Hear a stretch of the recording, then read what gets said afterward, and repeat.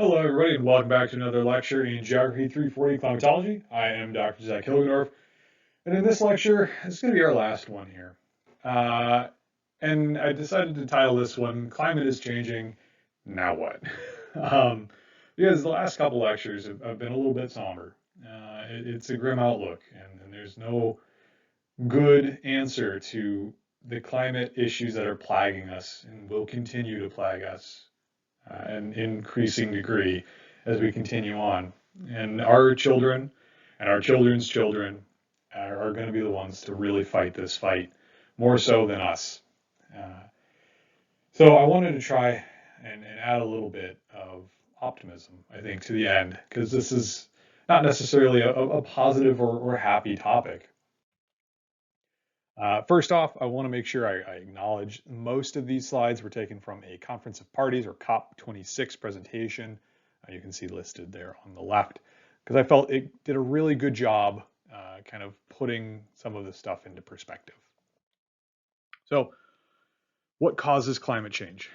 Talking about what we've been looking at these last couple of weeks. So climate change can be caused by gradually or natural processes, by suddenly by large events such as massive meteorite strikes or volcanic activity. However, the rapid climate change we're experiencing now is due to three main human activities.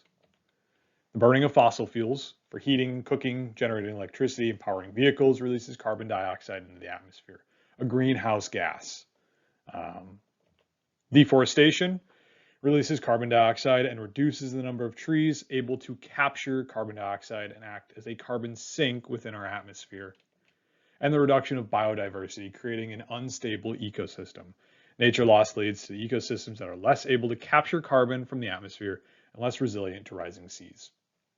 And it should be noted that climate change is not, the same across all peoples on the planet.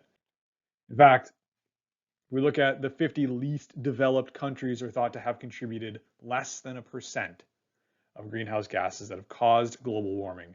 The US, the European Union, and China alone have contributed about 60%. You can see in this graph here on the side, Asia, Europe, and North America, by and large, contribute a disproportionate amount, where Africa, South America, and Oceania contribute significantly less, on the range of about 10 or so percent.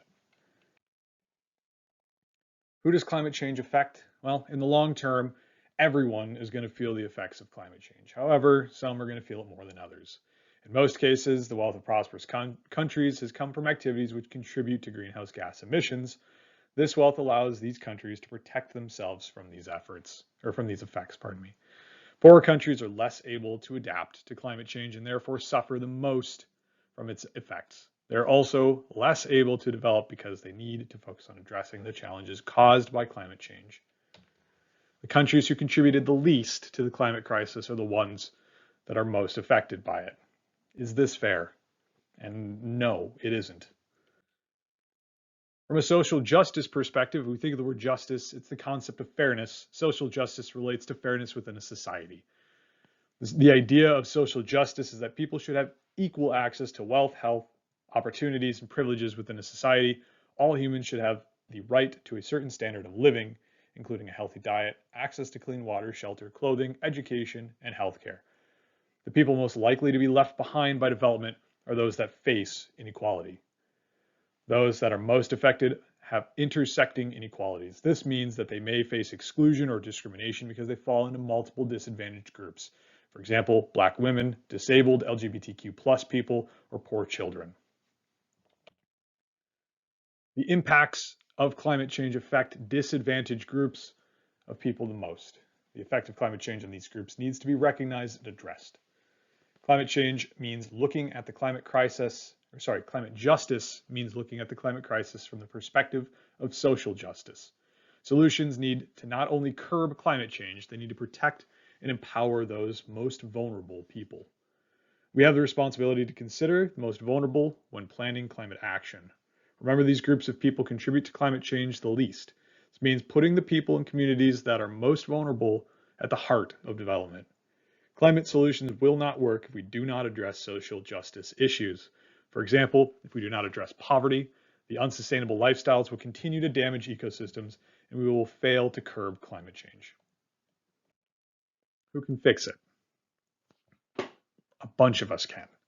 Governments, we can make laws and policies that reduce the amount of greenhouse gas emissions. Businesses can change their processes to run more sustainably. We can all make choices in our own lives that reduce our carbon footprint. We can also use our voices to let business and governments know that we want them to act quickly to reduce their impact on climate change. Speak up is what I'm saying. Advocate, work, scream, yell, do whatever you have to do to make these people, the people who run our world, listen to us, because they're the wealthiest. We're not. And they are the most sheltered, despite the fact that they hear people screaming. Unfortunately, things like lobbying efforts run rampant, especially in our country here in the United States. So that is me getting on my soapbox here. Scream loud. You can do things like drive a green vehicle if you want to change the world, or drive a vehicle that's more gas friendly, or bike even. Don't even drive a vehicle, bike, walk, take the bus, take the train if you have one. Change what you eat. Things like meat and dairy, unfortunately, are the biggest contributors to the environmental impact. So changing what you eat will change your carbon footprint. Support companies that actually mean what they do and mean that they want to make climate promises. These bigger companies, things like Walmart and Amazon, have made our lives incredibly easy and pander a lot of times. They make promises that are lofty, that will satisfy the people who shop there, just so that they can continue to do what they do.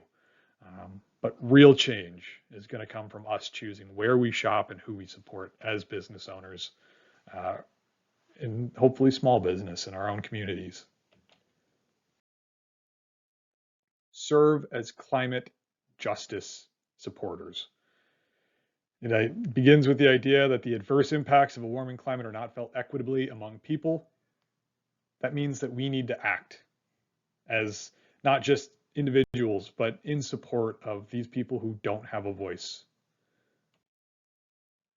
And it's taking advantage of new opportunities. This transition to a low carbon economy brings many opportunities. Transitioning to low carbon economies will provide opportunities for innovation. There'll be need for people leaving education to do things differently, come up with new ideas for products and technology, and explore new conservation methods. New job sectors will be created and new skills will be valued in job markets.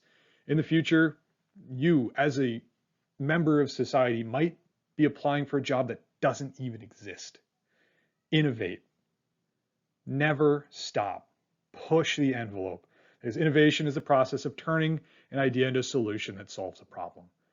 And it could be something that you do, something that I do, something that a friend of ours does, who really wanted to make an effort and make a difference in this struggle to improve our global climate, that really does it, or at least helps. So don't lose hope.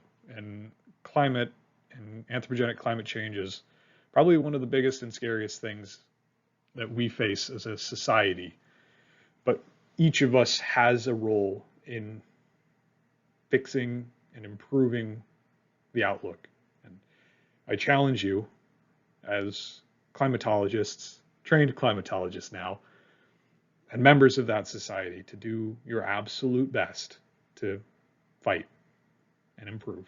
So that is where I will leave you all. And I hope that you enjoyed this semester, and I hope you enjoyed what we learned this semester. It's been an absolute pleasure. So thank you so much, and we will see you all later.